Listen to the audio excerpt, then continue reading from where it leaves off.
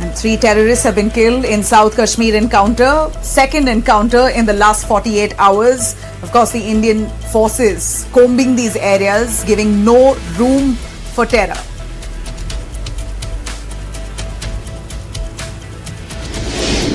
President Murmu questions if Supreme Court can impose deadlines on the President, Governor, for the bill assent. In fact, this comes after the Supreme Court had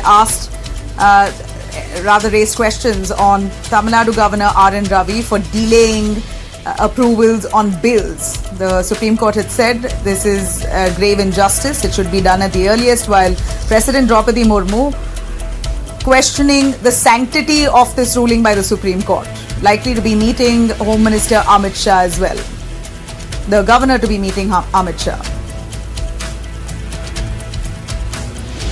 US President Donald Trump claims India has offered zero tariff deal in trade talks. Jaishankar says trade talks have been going on, nothing decided is yet.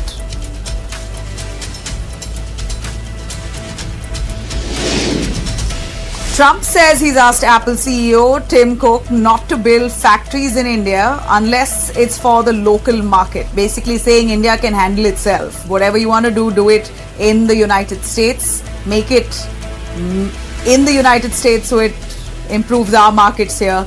Don't bother about India.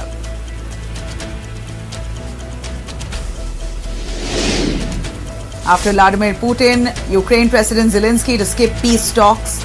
He says Russia is not serious about peace talks, but will send a delegation instead to Istanbul to see if they can take this forward.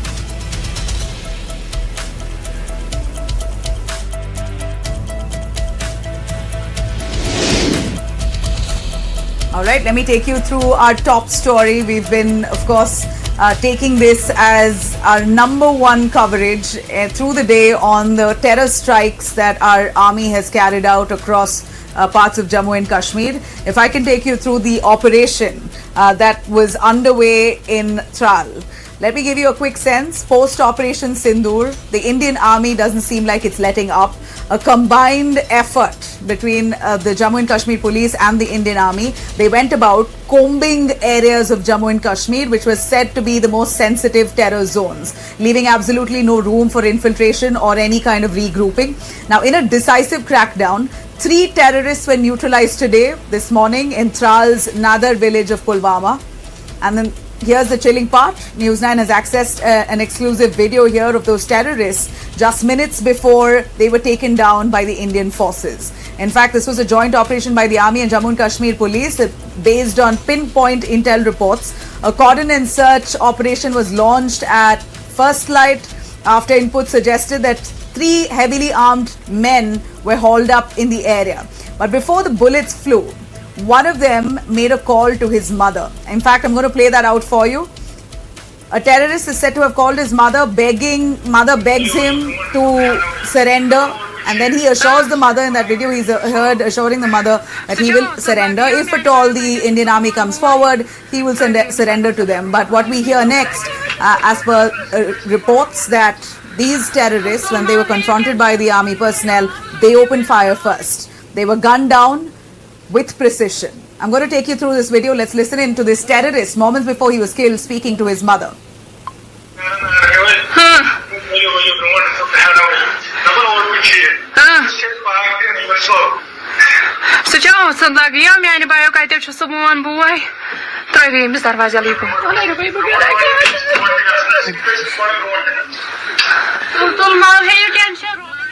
Well, soon after this, we hear that he encountered the Indian Army and tried to open fire. Of course, fire was returned, and in precision strikes, they were shot dead, 3 of them. Now, this comes a day after you had a similar strike that was seen in Shopian by the armed forces. 3 Lashkar-e-Taiba operatives were eliminated there. One of them was linked to last year's Danish resort, where 2 German tourists were injured. One non-local was also killed. In fact, that really concludes this operation. It hasn't concluded, it's ongoing, but in the last 2 days, 6 terrorists have been killed in just the last 48 hours. Of course, a nightmare for those terror operators who always thought they were untouchable. Time's up.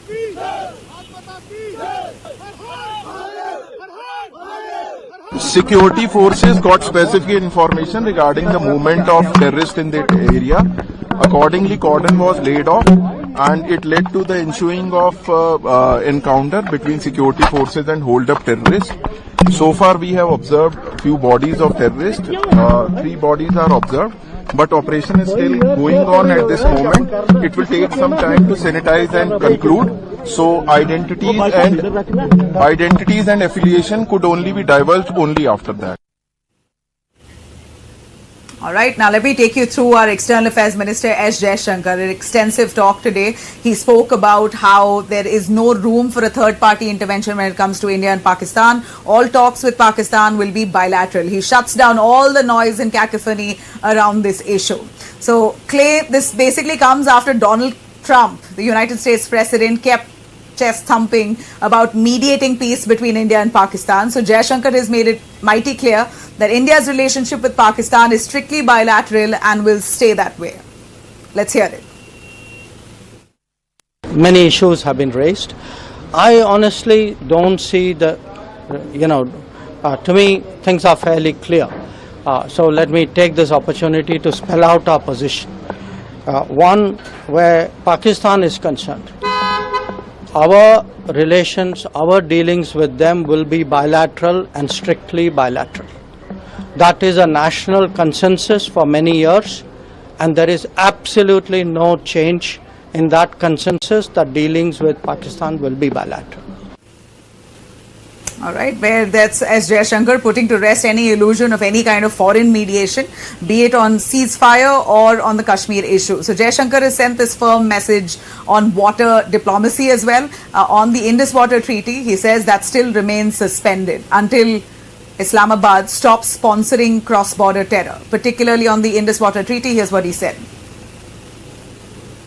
The Cabinet Committee on Security and the government, obviously, was very clear that the Indus Waters Treaty is held in abeyance and will be continued to be held in abeyance until cross-border terrorism by Pakistan is credibly and irrevocably stopped.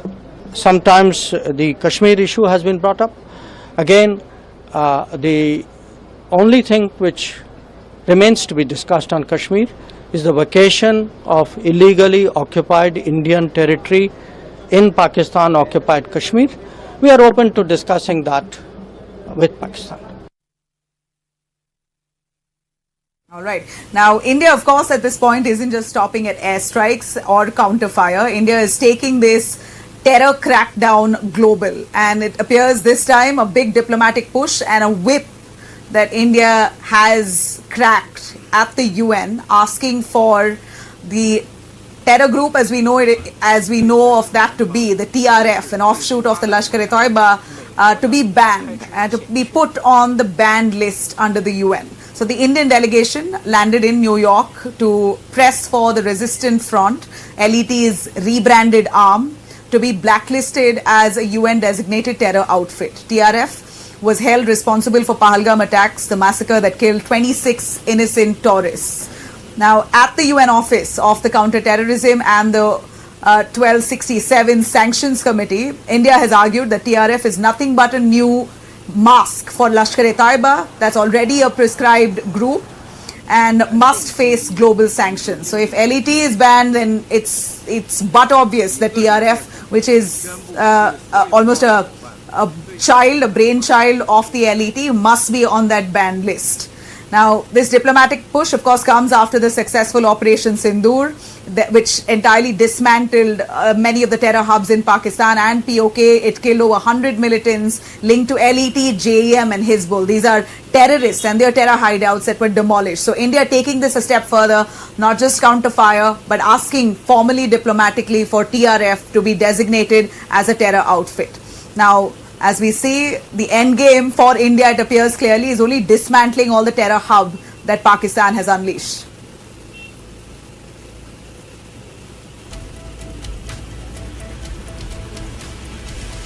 All right, now Pakistan has come literally begging to India on the Indus Water Treaty, asking for a discussion and a reconsideration. Well, India's message was quite clear that no more water or terror can go hand in hand. Of course, after placing the Indus Water Treaty in abeyance with immediate effect following the Pahalgam terror strike, we hear New Delhi has received what we can call certainly a desperate letter or a desperate plea from Pakistan asking for a reversal of the abeyance. For the first time in decades, Islamabad has signalled its willingness to sit across the table and discuss with India's objections. Now, Pakistan's Water Resources Secretary Syed Ali Murtaza has reportedly written to India's Ministry of External Affairs, urging talks and warning that suspension of the treaty could trigger a full-blown internal crisis. This is Pakistan in a desperate bid saying you don't release water, then we are going to really fall into crisis. This is literally in written. Now, this sudden change in tone appears to be a stark contrast to Pakistan's earlier defiance, despite two prior notices. Now, let alone the terror and the conflict that's happened in the last few weeks. But in 2023 January and in 2024 September, India had raised concerns about the guidelines of the treaty, wanting to reconsider some of it or revisit some of it. Pakistan at that time showed no interest in dialogue. But now that the taps are running dry for Pakistan, their rivers are just dry at this point. They are in a spot, finally come around to wanting to talk. They want to get this on a diplomatic channel, or in the best way possible, sit down and have a discussion on how water can be released again. Basically, India's concerns will be considered. That's what they've promised and assured if at all talks happen. Now, let me tell you, Pakistan got 70% of the Indus River waters. The treaty allows Pakistan access to Indus, Jhelum and Chenab, while India retains the Sutlej, Base and Ravi. Now, this time around, India seems to be very strategic. In fact, India has very clearly said that water is now a matter of national security until Pakistan credibly and irrevocably dismantles its terror infrastructure. The treaty still will stay suspended. Modi government also, we hear right now, is preparing to move forward on long-stalled hydroelectric projects to see how best to utilize every drop of its share. Projects that were earlier restricted under the treaty, it seems like India is going forward with it to carry out these big dams to see how best we can preserve the water and fulfill our share of the bargain.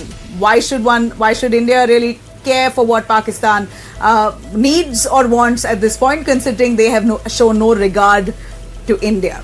Now, as I would wrap this story here, I will say what the Union Jal Shakti Minister C.R. Patil has said. He's confirmed not a single drop of water will be allowed to leave Indian territory without it being utilized. So you can imagine we are going to be really using up that water as much to our fill, and what remains will go to Pakistan.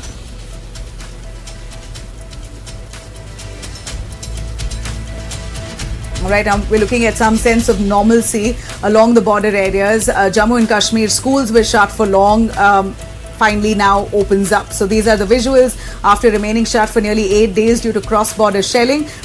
It appears schools have now finally welcomed students back. Pakistan had targeted civilians along those areas following India's Operation Sindoor, prompting authorities to shut down schools as safety precaution. But the announcement of ceasefire between India-Pakistan, post which precautionary measure, it was still shut for a few days. That's another 2 days post the ceasefire. Today, it opened up. In fact, my colleague spoke to some of the teachers and students as well who remain determined to go about their routine. Bharat और पाकिस्तान के बीच इन दिनों चले तनाव के बाद अब school जो है वो खोल दिए गए हैं। इस समय मैं जम्मू में मौजूद हूँ और जम्मू में जो स्कूल है वो खोल दिए गए हैं। जिस तरीके से ऑपरेशन सिंदूर हुआ उसके बाद पाकिस्तान की तरफ से लाइन ऑफ कंट्रोल और अंतर्राष्ट्रीय सीमा पर सीज फायर का उल्लंघन किया गया, लेकिन इन सब के बीच प्रशासन की तरफ से बॉर्डर और बॉर्डर के आसपास के स्कूलों को बंद किया गया था। लेकिन अब आप तस्वीरों में देख सकते हैं कि किस तरीके से जो नॉर्मल ज़िंदगी है वो लगातार पटरी पर आती हुई नज़र आ रही है। हमारे साथ स्कूल टीचर भी मौजूद हैं। हम देख रहे हैं कि अच्छी खासी स्ट्रेंथ में बच्चे जो है वो पहुंच रहे हैं। बिल्कुल सर, बहुत आज बच्चों के अंदर बहुत ज़्यादा खुशी है। स्टाफ सारा खुश है कि इतने दिनों बाद स्कूल लग रहे हैं और एक अमन के साथ, एक शांति के साथ स्कूल लग रहे हैं। कुछ बच्चे भी हमारे साथ मौजूद हैं। कितने दिन के बाद स्कूल आए आप? हम अभी एक हफ्ता तो हो ही गया लगभग, इसलिए थोड़ा प्रॉब्लम भी आई। कितनी खुश है आप आज स्कूल लगे है?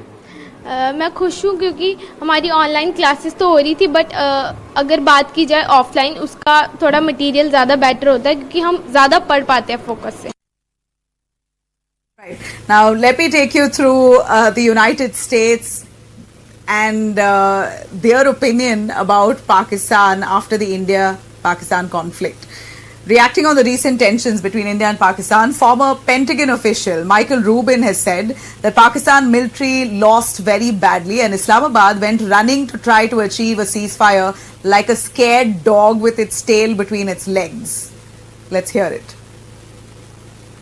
India was able to, with precision, decimate the terror headquarters and training camps. When Pakistan responded, India was able to blunt their response.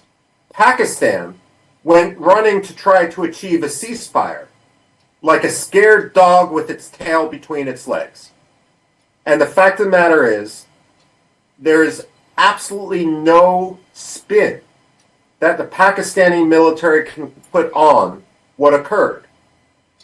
Right. Now, Rubin has said that India has emerged victorious both diplomatically and militarily in its response to the aggression that Pakistan launched after India's precision strikes on terror infrastructure that has left Islamabad shocked militarily. So this is US's biggest admission, where clearly you have Rubin explaining how Pakistan literally ran for cover. Now, in an interview with the Indian agency, he spoke about global attention that's currently on Pakistan's terrorist-sponsored or terror sponsorship, and noted how Pakistani officers in uniform attended the funeral of many of the terrorists who were killed in Indian strikes as part of Operation Sindoor. Acknowledging it, here's what he said. Diplomatically, India changed the conversation. Militarily, Pakistan is shocked. The reason why India won diplomatically is all attention is now on Pakistan's terror sponsorship.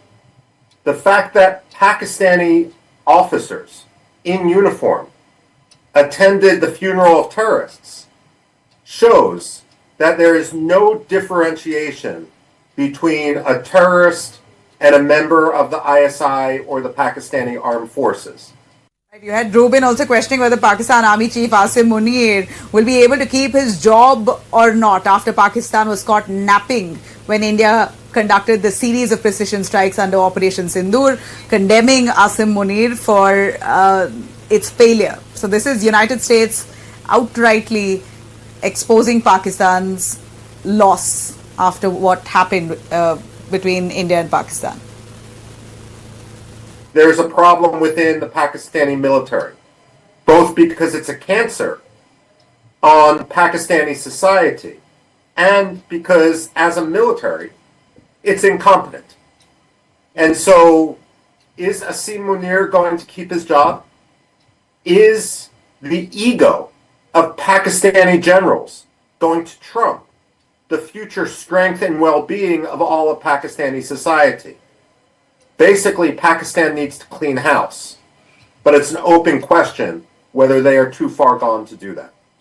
All right, let's get to the boycott Turkey campaign that seems to be now echoing in parts of India, where Indians seem to be very angry with Turkey after they've shown outright support to Pakistan. So as we see, Turkey at this point is losing favor and fast, as I might say, not just across markets and trading. We're also looking at campuses disassociating from Turkey. After JNU, now Jamia Millia Islamia University has cut all academic ties with Turkish institutions, citing national security concerns. So Jamia University says it stands firmly with India and its armed forces. Delhi University at this point, we hear at this after Jamia and JNU is also reviewing its MOUs with Turkish universities. So this is certainly a big blow to Turkey at this point that already is struggling with its poor economy. Meanwhile, we hear the government of India has revoked security clearance of Celebi Airport Services India Private Limited. Basically, Celebi Airport Services is a major Turkish ground handler that operates across top Indian airports. The Bureau of Civil Aviation Security has issued the order with immediate effect. Now, that's not all. We hear Indian citizens, by and large, have decided to stay away from visiting Turkey. Now, in a unanimous decision, nearly 800 Jain community members have decided to cancel their Turkey trip. They've made it quite clear that India, at least the new India that they are part of, does not look the other way when it comes to questions on national interest.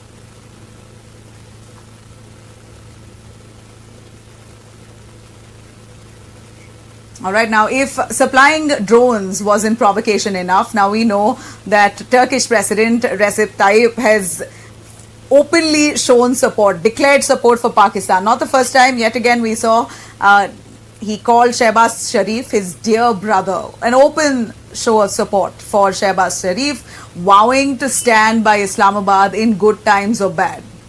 In fact, this is what Erdogan said. Let's hear it.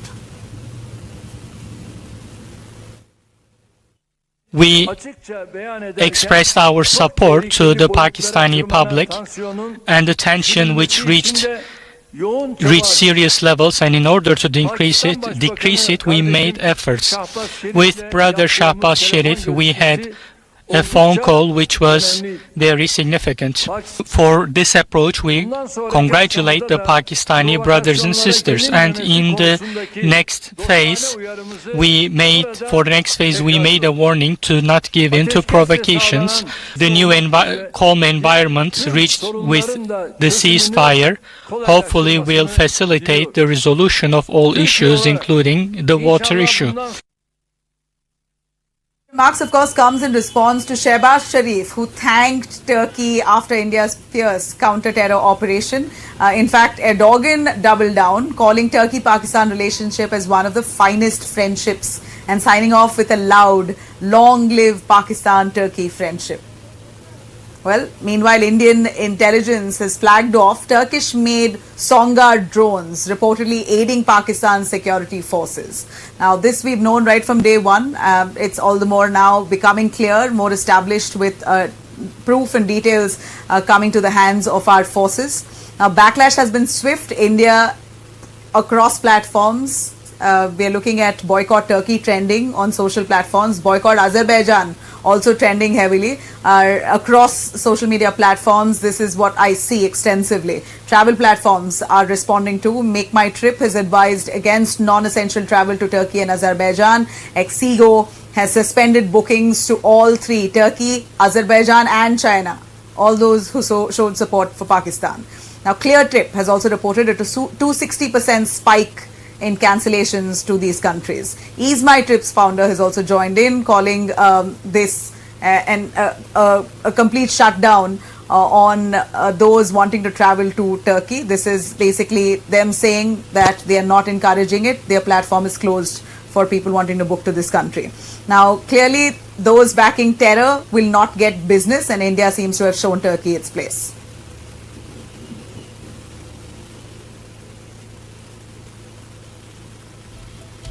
Right, let me cut across to the other part of the world. While India-Pakistan conflict has just unfolded, we're looking at Islamabad now asking Russia to come to Islamabad and Turkey to try and settle its differences with Ukraine, saying that they're going to play the peacemaker and the mediator between Russia and Ukraine. So Ukraine brushing aside Zelensky's invite. In fact, what we hear is that Ukraine has brushed aside Zelensky's challenge for Putin to show up in person.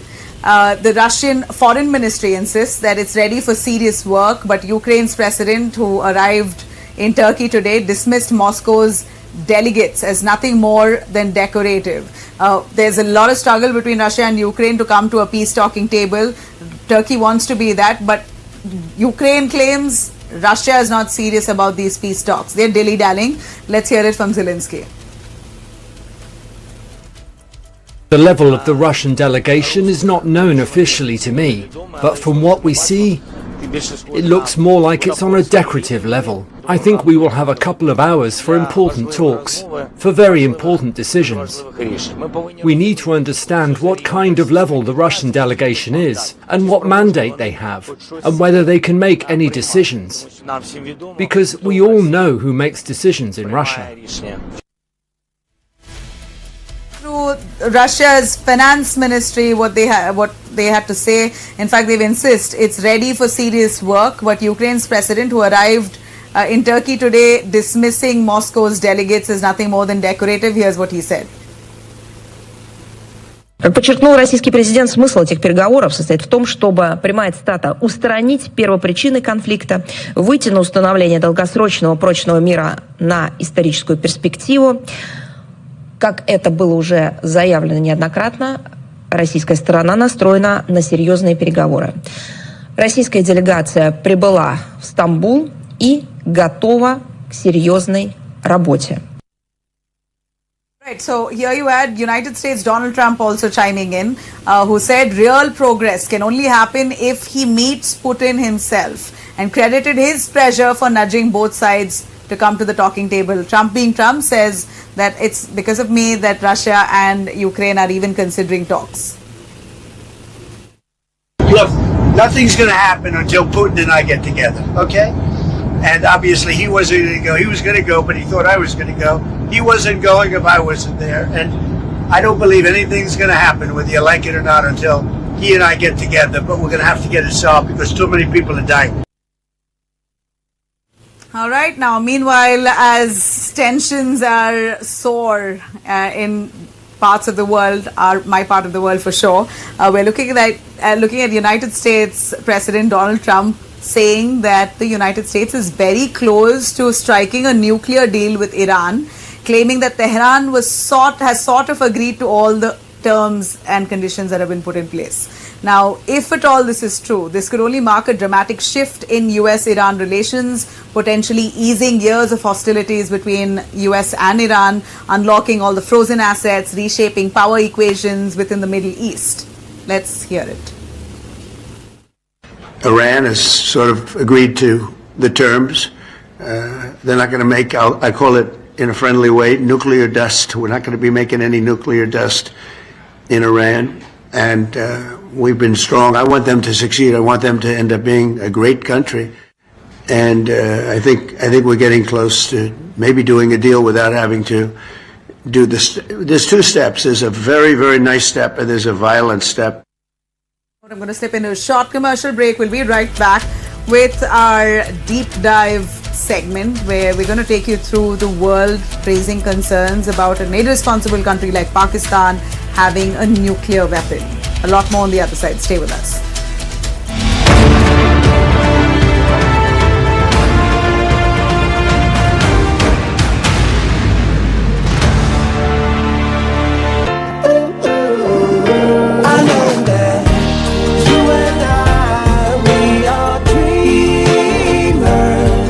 For an India that's chasing its dreams, this is the drive of your dreams. Introducing the all-new Skoda Kailak. Own your dream. Skoda. बेबो का एक ही rule, रोज खाओ अंडे without भूल. Cause eggs are cool, cool, cool. Yes, eggs are cool, cool, cool. Summer में energy हो जाती है कम. खाओ अंडे, energetic रहो हरदम. Strength or power मिले हर रोज with proteins and minerals का daily dose. Eggs are cool, cool, cool. Yes, eggs are cool, cool, cool. Yes, eggs are cool, cool, cool. Sunday हो या Monday, रोज खाओ अंडे. When it comes to investing, quality isn't just a preference, it's a strategy. Introducing ICICI Prudential Quality Fund that invests in companies built on strong fundamentals with consistent performance, with an aim to give steady growth with lower risk to your portfolio. Now power your portfolio with quality picks. Invest today. NFO closes 20th May. Mutual fund investments are subject to market risks. Read all scheme-related documents carefully.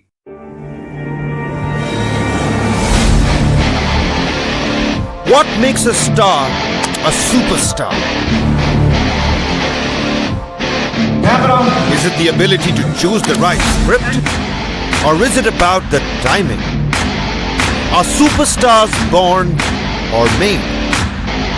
One man has shown the world that he can't be broken and he won't bend.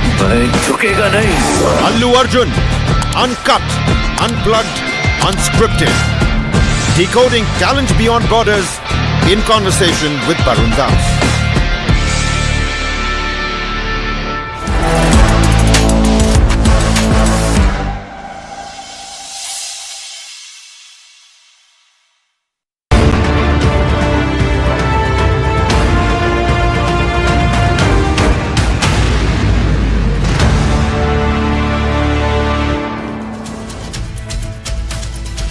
All right.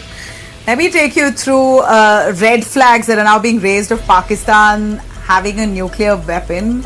Now, a country that's so irresponsible that brandishes the nuclear card at every drop of a hat, should it really go unchecked? Should the world not take note and possibly initiate a crackdown on a country that literally drops the nuclear card at any given opportunity? Now, Defence Minister Rajnath Singh here has made this pitch, big pitch, for global oversight of Pakistan's nuclear arsenal. Now, speaking out just days after the ceasefire with Pakistan, he's called Islamabad's nuclear threats as irresponsible, urging the International Atomic Energy Agency to step in. In fact, we hear the reasons being, of course, after Operation Sindoor, the multiple talks on Pakistan punching the nuclear weapon surfaced, and this alarmed the United States enough to step in to try and strike a peace deal. Remember, Donald Trump kept saying both India and Pakistan are nuclear countries, they're nuclear armed, and millions of people could die, so therefore we had to intervene. But it was never India who ever boasted about the nuclear weapon we have. It was Pakistan who always threatened that they're going to punch the button if need be, at every given drop of a hat. Now, the last few days, in fact, we saw India carrying out Operation Sindoor, and we were precise. We carried out land, air and sea strikes, air battles, drone strikes, missile launches. India really pushed deep, hitting their precise terror targets. It was designed to strike at their terror hideouts, terror camps. And when Pakistan, of course, escalated, there were some of the Pakistan military bases that were also attacked. It was a very strategic attack that India carried out after Pakistan showed aggression.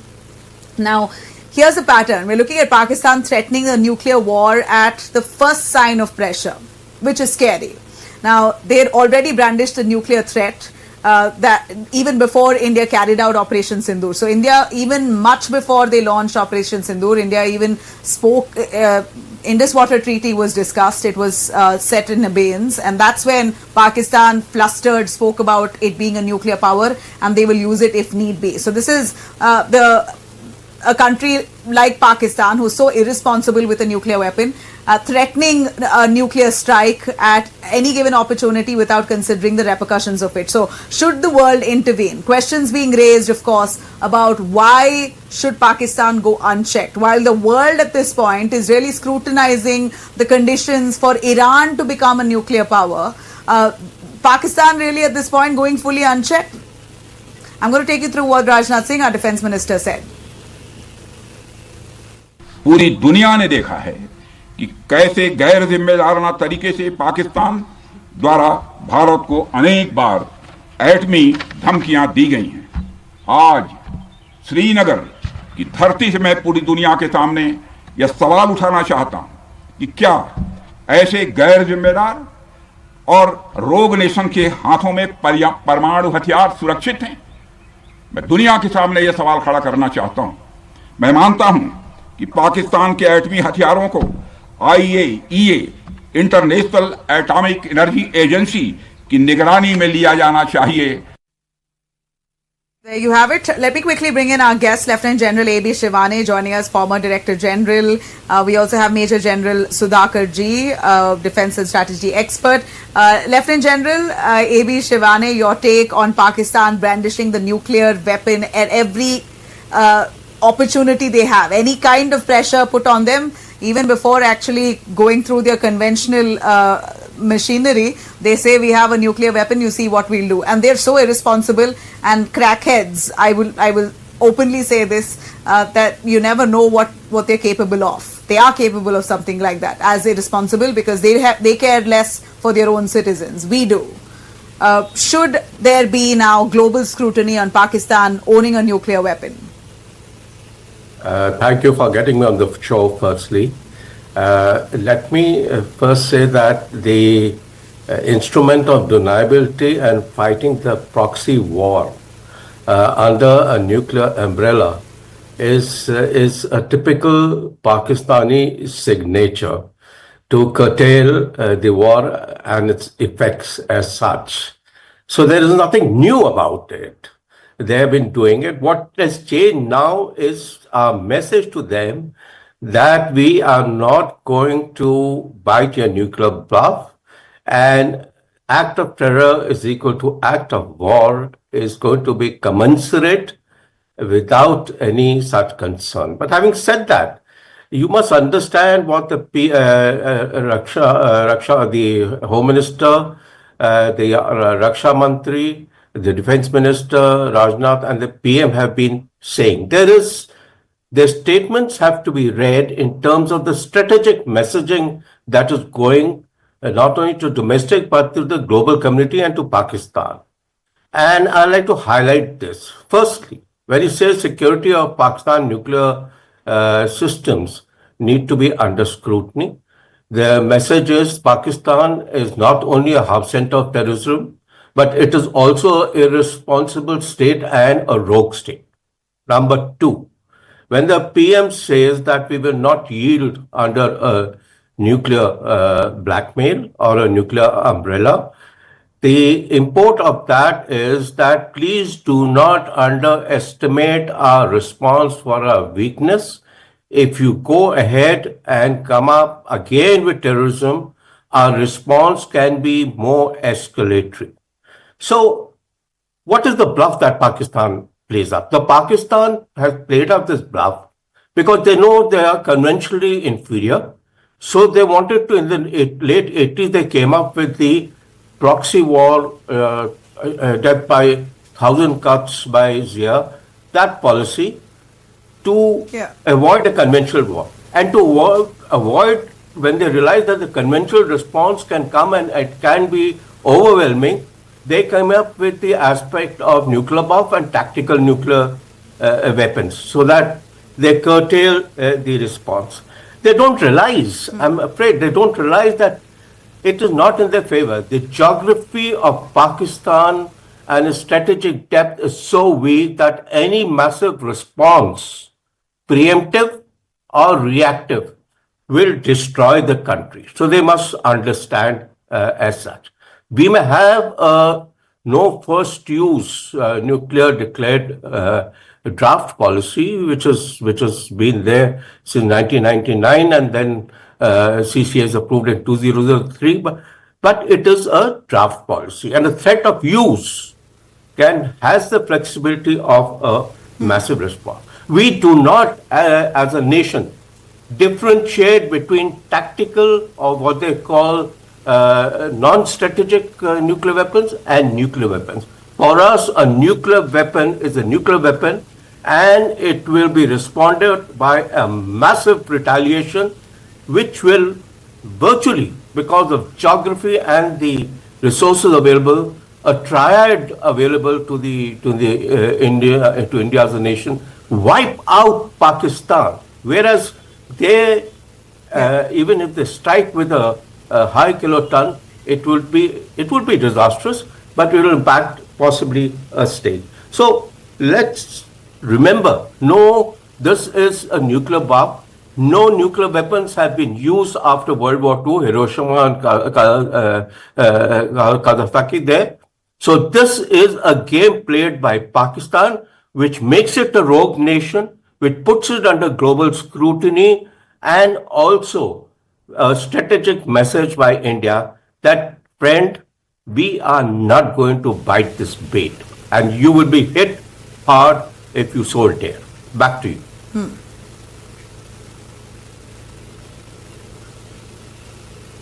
You know, I'd like to also bring in our guest there. If sir, if you could give me a little sense on what the world really sees Pakistan to be. Where, of course, at this point we know many accounts coming in about Pakistan losing this battle with India. Their firepower really failed before us, and now with very limited arsenal, it seems like the nuclear weapon is their only best bet or their best choice.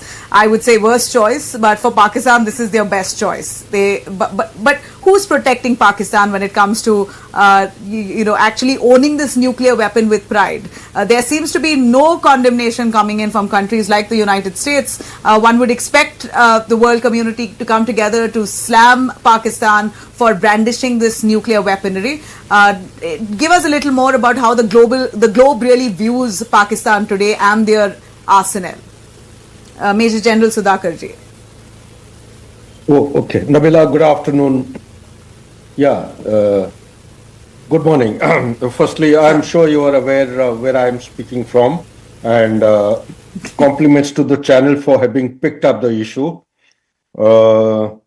Compliments to the very distinguished senior panelists whom I regard and respect from the core of my heart. He deserves to have the last say. But there are a couple of issues which you have made out in your narrative in the preamble. First and foremost thing, how does the world look at Pakistan in the present context? Pakistan has lost its relevance. I have been traveling from Middle East to Europe and from there to USA. These are all spontaneous kind of responses based on social media manipulated data and information. Europe is going along in favor of Pakistan. They do not understand the perspective of India at all. America is, as you know, the Western media is Western media, driven by New York Times, couple of other platforms that you are aware of. That is primarily because our information warfare vertical is inconsistent, incoherent, and it needs to be made formidable and strong. This is an issue which government of India would do good if they take it seriously. We tackle information warfare as very lightly, very casually, but it's a very serious thing in 21st century that has to be taken up seriously. Now, coming to the core issue, IAEA. Given the fact that Pakistan is a rogue state, it's an irresponsible country, the world doesn't take it seriously, let's take our mind back to its genesis, creation. Many of us, because of lack of information, Nabila, you will bear me out, correct information, correct foundational historical data and perspective, we tend to take our mind back to a point of Jinnah, Liaquat Ali Khan, two-nation theory, two religions, two languages. Okay, nobody has seen it beyond this perspective of the aspects which I have just conveyed. There is a book written, name of the book is The Untold Story of Partition. If I recall correctly, it is an Indian diplomat, Mr. Ambassador Narendra Sarila. That book gives out very specific details as to why Pakistan actually came into existence. So that is one part, because the batons were being changed from UK to USA. They needed a strategic base to actually prevent expansion of sphere of influence of Soviet Union towards the Persian Gulf, to the oil fields, as also the warm waters of Arabian Sea. And they wanted to have, by virtue of the geostrategic importance of this subcontinent, they wanted to have a foothold so that they continue to extend their outreach to southeast, to far east and other places as also dominate Indian Ocean region. This we have lost sight of. This needs to be revisited by agencies and media platforms like you. But coming to the issue that what has happened in past 4, 5, 7 days, let's say 7th of May till 10th or 11th of May, And sudden, the same USA, which was trying to wash off its hands 48 hours prior, saying it is all between Pakistan and India. 48 hours later, the Vice President of USA goes to USA, makes a call to our Honorable Prime Minister Narendra Modi, and tells him that things are out of control. So where was the control? Who had the control? So the question that comes up is basically answered by your query. I read a paper by Rand Commission a couple of years back. In that paper, it had given out to activate a nuclear missile, you have to go through 21 steps. Now, in case of Pakistan, all the 21 steps are not handled by Pakistan. A nuclear weapon is always handled by a Nuclear Command Authority, NCA. The final 3 steps are dominated and controlled by USA. This may not be known to many of us. So this is one part I want to clarify. Second thing is, IAEA is an international agency which has got governing power or surveillance power, monitoring power over the civil nuclear institutions and establishment, not on the nuclear weapon at all. Pakistan, as on today, has got some civil nuclear facilities over which the IAEA has got governing rights. So they are authorized. So while making this statement, by no means am I discounting to the plea made by our Honorable Defence Minister. All I would say is that, yes, there is a requirement for global intervention. We cannot let it lose the way it is actually, being handled in Pakistan. Left hand doesn't know the right hand. The Prime Minister of Pakistan is supposed to be the chairperson of the National Command Authority of the nuclear arsenal. Prime Minister being who he is, the Chief of the Army Staff is there. The President is also a member. Either of the hands, they don't know who's controlling, who's got to press the button. More than that is that these nuclear weapons in Pakistan, given the turn of events that have happened in past 7 to 10 days' time, the question that comes to a common man's mind is that who is controlling the weapons of Pakistan, nuclear weapons? Is it America? Or is it Pakistan? Or is it the rogue state? Also be mindful of the fact, Abela, that consequent to legitimization of the non-state in Afghanistan, 2 lines, Afghanistan, Syria and Bangladesh, there is a grave danger that the non-state actors who are predominantly operating in Pakistan, also there is a huge vulnerability of these nuclear arsenals falling into their hands. So if that happens, the wind is always blowing from west to east. India is going to be the nation state which will be bearing the brunt of radiation. Therefore, this call has been made rightly by the Defence Minister. It may not be IAEA, it could be some other agency at the global level which should intervene, take stock of the weapons in the Pakistan. Back to you, Nabila. Right. Let's hope that happens soon, sir. Thank you very much. I really appreciate both of you for joining us on that.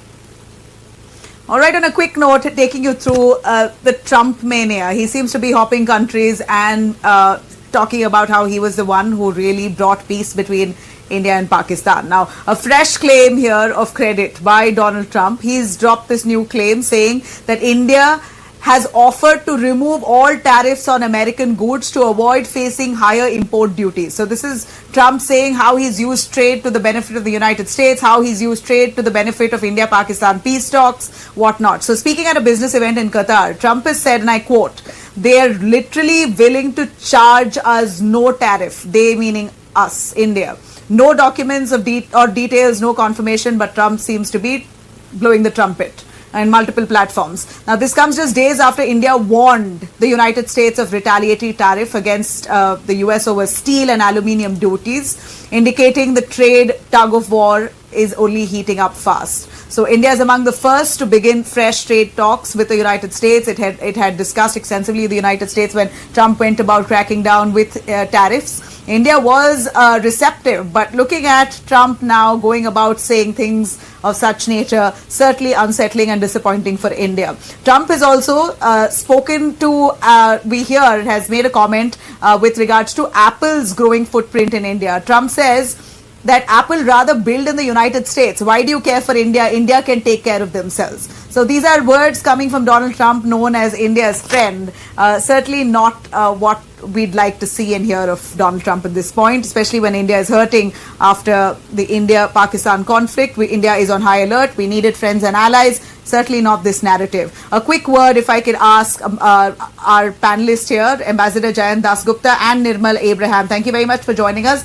Sir, as we are very limited on time, Ambassador Jayant Dasgupta, your quick take on Donald Trump really offering, India offering zero tariffs to the United States. Trump clearly is just bluffing. What's with this rant here? I think President Trump has been in the habit of hyperbole and making exaggerated claims. As far as the negotiations on the bilateral trade agreement is concerned, it is work in progress. So even if hypothetically, if India had offered, which it had not, definitely not, that all tariffs for products emanating from the US would be reduced to zero. If that were to take place, it would have been very inappropriate of President Trump to have revealed it to the press before the document has even been signed. So that is one point. The second point is that of the 12,000 tariff lines, which represent the universe of goods as far as India is concerned, because it uses the 8-digit classification, the US is not present. It does not manufacture most of these products at all. So in the products that it is competitive, globally competitive, therein lies the nub where India could have reservations. On the other products, even if India has offered very low tariffs, I don't think it has offered zero tariffs. If it has offered low tariffs, it was, again, inappropriate of President Trump to say what he has said. The third thing is, President Trump has not mentioned anything about what the US has offered to India in return. So is it going to be a bilateral trade agreement if it ever gets signed, or it is going to be a unilateral trade agreement where the US is only thinking of pocketing all the benefits? The last point I wanted to mention is about the talk which he has himself mentioned. He had with Tim Cook of Apple, and he has asked him to manufacture in the US. Well, that is a point well taken, but he has added that he should not be manufacturing in India because the Indians can take care of themselves. Of course, we can take care of ourselves, but I think it is again very indiscreet, very undiplomatic. Honestly, Ambassador, these are just talks, because where is it? United States manufacturing is going to be very expensive for Apple. But as I am short on time, a quick final word from Nirmal Abraham. If you can wrap this up quickly for us, Nirmal, would a company like Apple really be pressurized with words of Donald Trump, the United States President? And what leverage does India have in the manufacturing space over United States? I'll end with you. Okay. Right. I mean, I think it would be, as you said, it would be very expensive, substantially more expensive to manufacture in the United States. Plus, I don't think even Apple would want that, because even logistically, if you look at all the components of Apple products, the iPhone, for example, the camera comes from Japan, the batteries come from either China or Vietnam, the screen is made in South Korea. So all of these components are even made in Asia. So even logistically, it's going to be more expensive and slower if you were to make it in the United States. So I don't think that's the case. Plus, as far as Trump is concerned, he's not only the master negotiator, he's also a master exaggerator. So everything that he says, you'd have to take it with a pinch of salt, is what I would say. However, at this point of time, strategically and diplomatically, I think India would have to stand with the United States, because as in the context of the war, especially, I'll wind it up quickly in 20 seconds. In the context of the war, especially, given the fact that, as long as Pakistan remains our arch rival, as long as China remains to be their eternal protector, and as long as Russia is in their own mess, we would need the United States. I mean, so it's okay to have a balancing act and probably reduce trade, because the benefits will trickle back to us, is what I believe in the long run. Right. Thank you very much. Very well said. Really appreciate you, Nirmal and Ambassador Jayant, for joining us and giving us your take on that. All right, we'll be right here, same time, same place in this bus from Bengaluru tomorrow. Have a great night.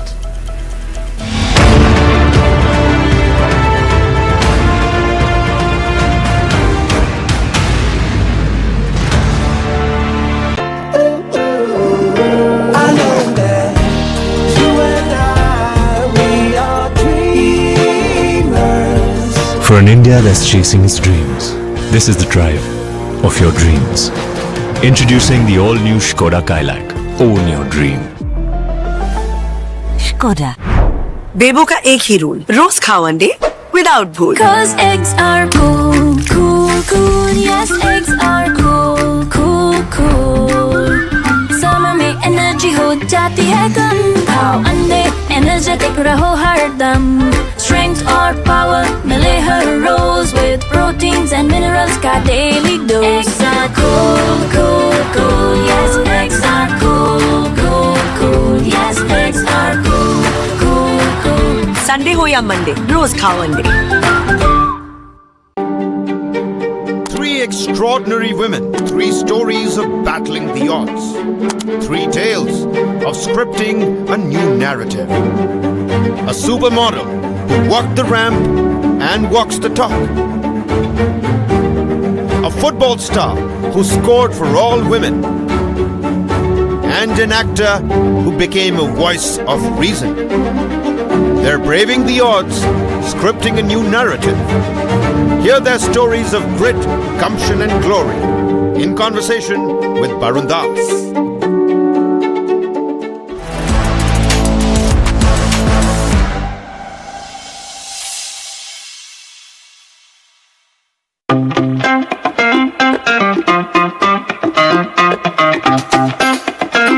Currently, the big buzz is AI. I think that's the buzz everywhere. I think if you leverage AI to the